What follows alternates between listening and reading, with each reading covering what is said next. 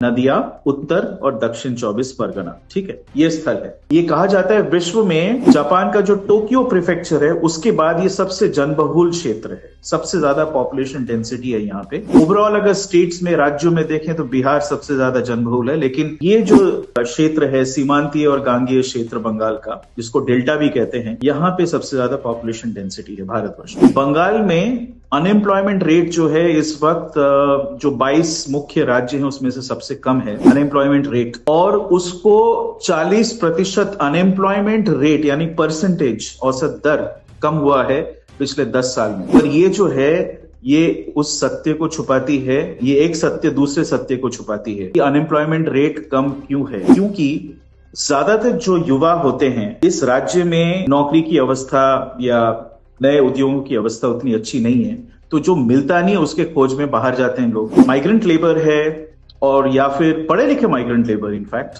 जो छोटे मोटे काम करते हैं बाहर जाके, क्योंकि यहाँ पे वो अवसर उनको नहीं मिलता। तो अनएम्प्लॉयमेंट रेट कम इसलिए नहीं हुआ है कि बहुत सारा एम्प्लॉयमेंट आ गया है, वो कम इसलिए है क्योंकि जो एम्प्लॉयबल एज ग्रुप में है वो इस प्रदेश में रहते ही नहीं। ये मैं क्यों बता रहा हूं, क्योंकि ये जो गांगेय बंगाल का क्षेत्र है, दक्षिण बंगाल का क्षेत्र है ना, ये सबसे ज्यादा अफेक्टेड। और इसलिए अगर हम चुनावी जो पॉइंट्स हैं, तो बीजेपी ने जो हाईलाइट किया, टीएमसी ने जो हाईलाइट किया पहले चरण में, दूसरे चरण में उसका उलट है। दूसरे चरण में एम्फेसाइज किया जा रहा है कि दो मुद्दे हैं। एक तो ये है कि एम्प्लॉयमेंट की स्थिति सबसे खराब हालत है, खस्ता हालत है, और जो इंडस्ट्रियलाइजेशन, भारतवर्ष का पहला इंडस्ट्रियलाइज राज्य बंगाल ही था, ब्रिटिश छोड़ के गए थे।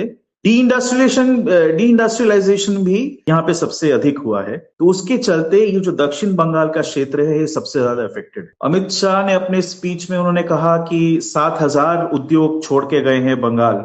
7,000 उद्योग छोड़ के गए हैं, पर 34-35 हजार उद्योग बंद हुए हैं।